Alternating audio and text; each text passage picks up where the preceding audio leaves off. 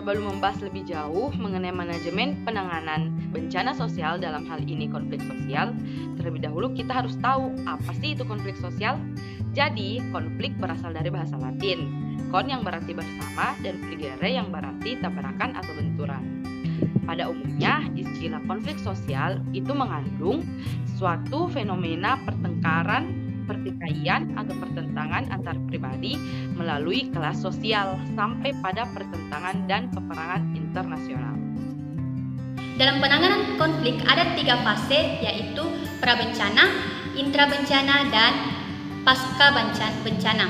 Nah, pada fase intrabencana yaitu fase penanganan sebelum terjadi bencana. Kegiatan yang dilakukan untuk pencegahan konflik yaitu dengan cara pertama, memelihara kondisi damai dalam masyarakat, seperti mengembangkan sikap toleransi dan saling menghormati kebebasan menjalankan ibadah sesuai dengan agama dan kepercayaannya. Kemudian, menghormati perbedaan suku, bahasa, dan adat istiadat orang lain. Lalu, mengakui dan memperlakukan manusia sesuai dengan harkat dan martabatnya. Kemudian, mengakui persamaan derajat serta persamaan hak dan kewajiban asasi setiap manusia tanpa membedakan suku, keturunan, agama, kepercayaan, jenis kelamin, kedudukan sosial, dan warna kulit. Lalu, mengembangkan persatuan Indonesia atas dasar Bhinneka Tunggal Ika. Kemudian menghargai pendapat dan kebebasan orang lain.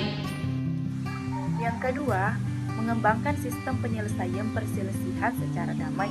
Yang pertama, penyelesaian perselisihan dalam masyarakat dilakukan secara damai. Yang kedua, penyelesaian secara damai sebagaimana dimaksud adalah mengutamakan musyawarah untuk mufakat serta mengikat semua pihak yang bertikai. Meredam potensi konflik. Yang pertama, melakukan perencanaan dan pelaksanaan pembangunan yang memperhatikan aspirasi masyarakat. Yang kedua, menerapkan prinsip tata kelola pemerintahan yang baik. Dan yang ketiga, melakukan program perdamaian di daerah potensi konflik. Dan yang keempat, mengintensifkan dialog antar kelompok masyarakat. Dan yang kelima, menegakkan hukum tanpa diskriminasi. Yang keenam, membangun karakter bangsa. Dan yang ketujuh, melestarikan nilai Pancasila dan kearifan lokal. Dan yang terakhir, menyelenggarakan musyawarah dengan kelompok masyarakat untuk membangun kemitraan dengan pelaku di daerah setempat. Membangun sistem peringatan diri. Yang pertama, penelitian dan pemetaan wilayah potensi konflik. Yang kedua, penyampaian data dan informasi mengenai konflik secara cepat dan akurat. Yang ketiga, penyelenggaraan pendidikan dan pelatihan. Yang keempat, peningkatan dan pemanfaatan modal sosial. Dan yang kelima, penguatan dan pemanfaatan fungsi intelijen sesuai dengan ketentuan peraturan perundang-undangan. Fase yang kedua adalah fase intrabencana. Fase intrabencana adalah penanganan waktu atau saat bencana terjadi. Penanganan yang dilakukan adalah yang pertama, penghentian kekerasan fisik. Penghentian kekerasan fisik harus dikoordinasikan dan dikendalikan oleh Polri. Yang kedua, penghentian kekerasan fisik harus melibatkan tokoh masyarakat, tokoh agama, dan atau tokoh adat.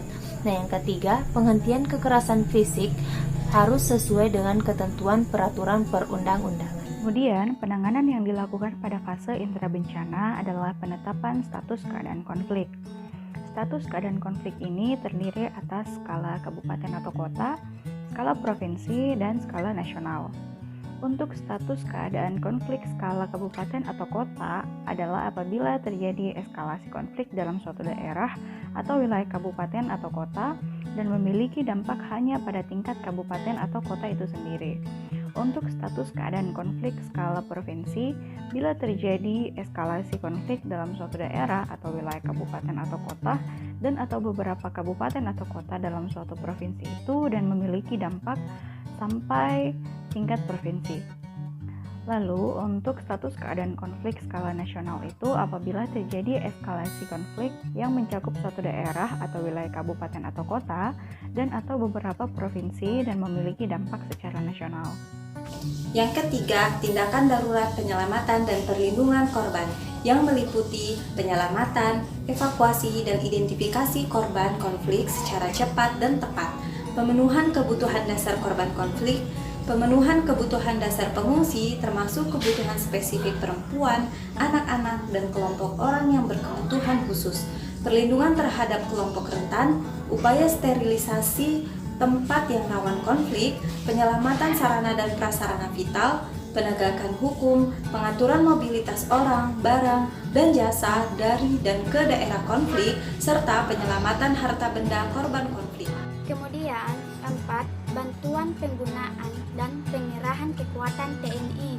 1. Dalam status keadaan konflik skala kabupaten atau kota, bupati atau wali kota dapat meminta bantuan penggunaan kekuatan TNI kepada pemerintah.